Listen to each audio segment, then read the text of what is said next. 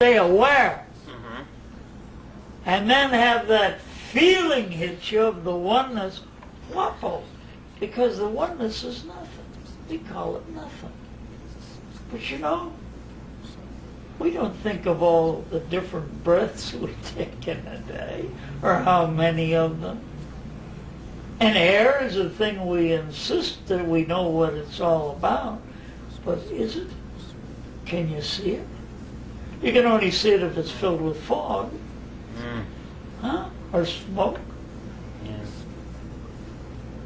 See, we deal with so many things that science hasn't got to the nitty-gritty of it yet. But they're getting closer and closer. When they get close enough, they'll pop into the other and they won't know what the hell to do with it. Because they're still animated largely, particularly in this country, by greed. Oh, you're going to make something pay off.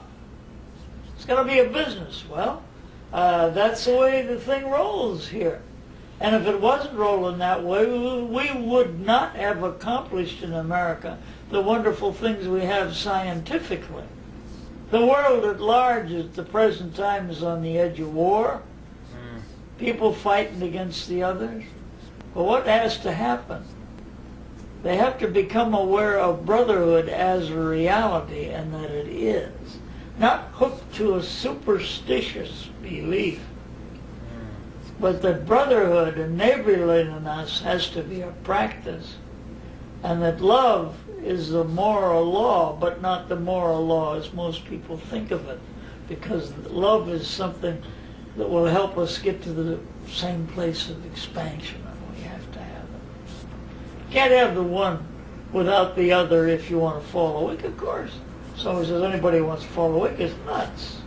Huh? They're crazy. In fact, after listening to a couple of my talks, that's why the peer decided I was a madzub.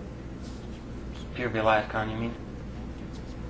I said, can they use a madzub and it's just the order? He said, sure. I said, well, then I'd like to be initiated as a madzub. He said, initiated as a madzub? You're a madzub now. So, yes, I noticed Jalaluddin Loras at a certain point, the head of the Mevlevi order, started calling you Murshid.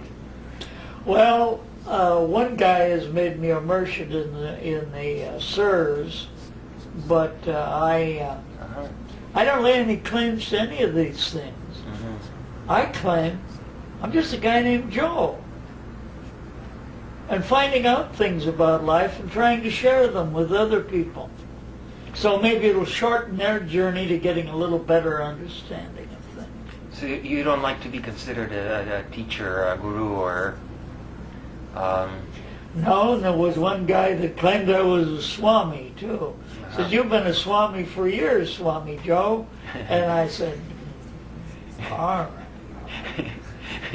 But the thing is, if you got the group listening to you and they like it and they get something out of it, right away they want to make you an honorary fatsakatsa in their particular deal so that you'll be just tied to that, see? I ain't tied to anything.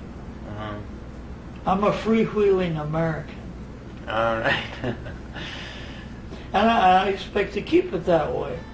The only reason I joined the Theosophical Society over 50 years ago that they didn't try to put anything like that on you.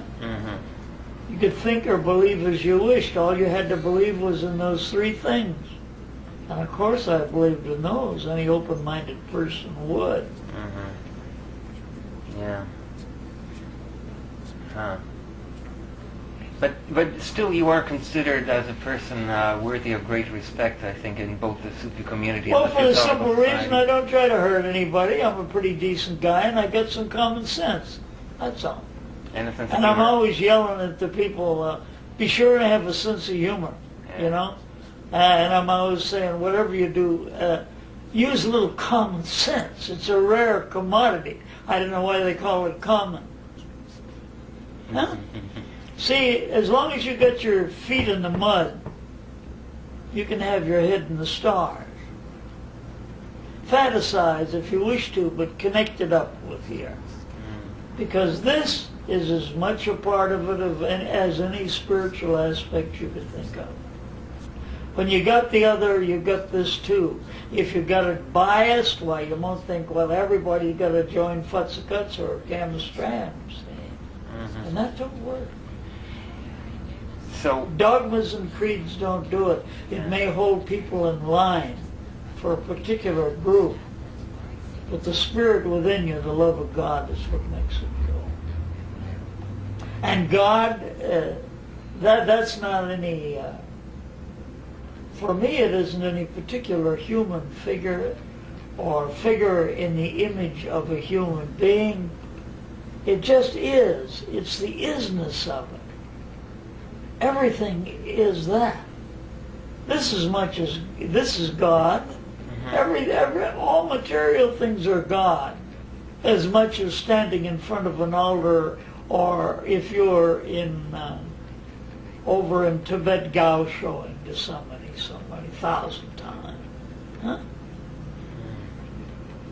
But you see, in Tibet they learned a lot of things. Got a lot going for them. A lot of the things that I have in this room were given to me by lamas.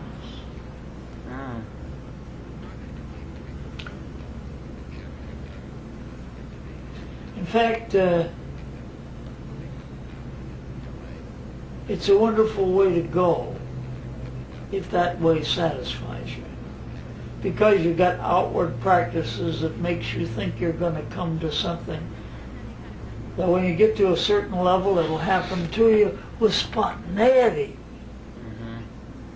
Without having done any of those things. Like some little kid runs out in front of a car, and another guy standing on the curb that doesn't belong to anything will jump out there and save the life of that child. Huh? That's that spontaneous godliness in him functioning. Huh?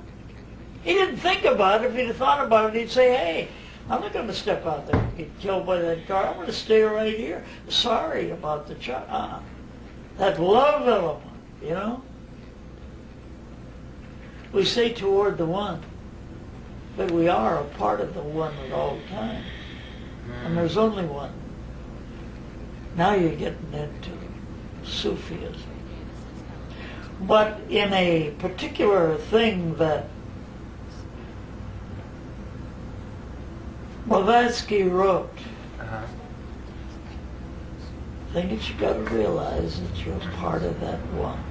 That was the final synthesis for the first esoteric group. And realize that from one part of your being, you can see it without any attachment. But take the word love, which is commonly only associated with sex, and it is associated with sex, but other than that, it's the very breath of the reality is love. Analyze it completely. Love. Find it at all levels. Huh? You even find it in animals, birds, insects. Whatever it might be, love is there. Huh? You get to a point that you realize this whole thing that's happening and evolving is all made of the same substance. And that, along with consciousness of knowing as well as feeling, that you become at one in a larger measure with all of it. Huh? And these guys that can do these magical tricks and attribute it to their religion, they're still tied here. Don't you see? They got to put on a show. Huh? But they can put on that show to help somebody, and those who are the real teachers do it without taking any vows for it. Huh? Because it's just a natural thing to do to help. There's two words that work pretty good there. One is hinder and the other is help. Huh? One's filled with love and the other's filled with greed.